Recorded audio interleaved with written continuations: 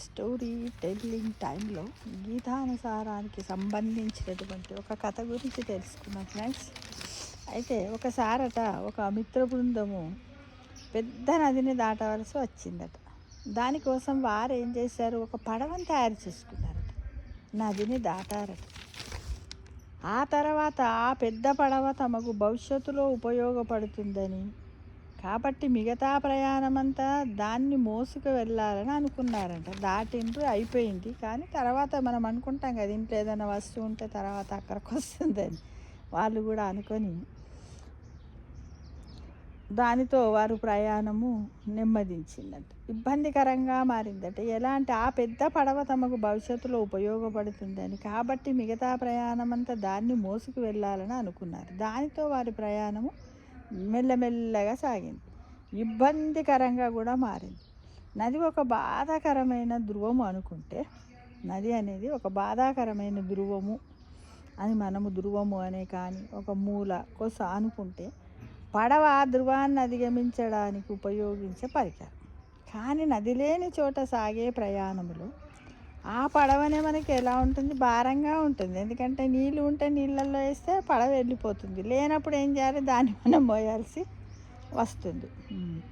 అదేవిధంగా మన దైనందిన జీవితాల్లో మనం ఎదుర్కొని అనేక బాధాకరమైన ధృవాల నుంచి, అంటే వైపుల నుంచి మనకు విముక్తి కలిగించే పరికరాలు, ప్రక్రియలు చాలా ఉన్నాయి.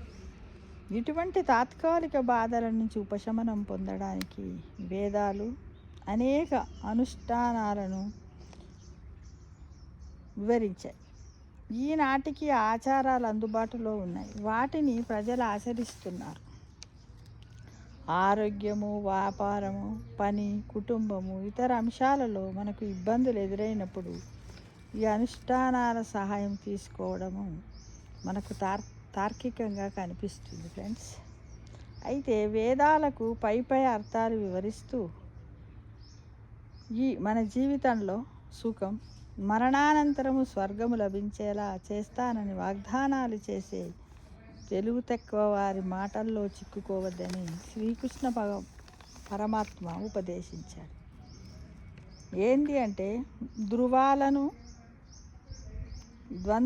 ద్వంద్వాతీత ధృవాలను, గుణాలను అధిగమించి ఆత్మవాన్ అంటే ఆత్మలో స్థిరపడిన వాడుగా మారాలని అర్జునుణ్ణి ఆయన ప్రోత్సహించాడు. ఎవరు? శ్రీకృష్ణ పరమాత్మ అర్జునుని ప్రోత్సహించాడు. ఏంటంటే, ఒక పెద్ద సరస్సు దొరికిన వాడికి చిన్న కాలువతో అవసరం లేదు. అంతేగా ఫ్రెండ్స్. అదేవిధంగా ఆత్మలో స్థిరపడిన వాడికి ఇతరమైనవన్నీ చిన్న కాలువ వంటివనే చెప్పాడు. సముద్రం ఉన్నాక మనకు చిన్న కాలువ, అసలే నీళ్లు లేనప్పుడు మనం ఏం చేస్తాం, ఎక్కడో చిన్న గోయున్న పర్వాలంలోకి తెచ్చుకుందాం అన్నట్టుగా అవసరానికి తెచ్చుకుంటాం. కానీ ఒక సముద్రం ఉన్నది కదా, ఒక సరస్సు ఉంది కాబట్టి మనం ఇక సరస్సు ఉంది కాబట్టి వేరే కాలువల గురించి వెతకంగా ఫ్రెండ్స్. అదేవిధంగా ఆత్మలో స్థిరపడిన వాడికి ఇతరమైనవన్నీ చిన్న కాలువ లాంటివి అని చెప్పాడు. మన జీవన ప్రయాణములో పడవ భారాన్ని తలకెత్తుకొని మనల్ని మనం బాధించుకోకుండా ఉండడమే జ్ఞానం. అర్థమైందనుకుంటాను కదా.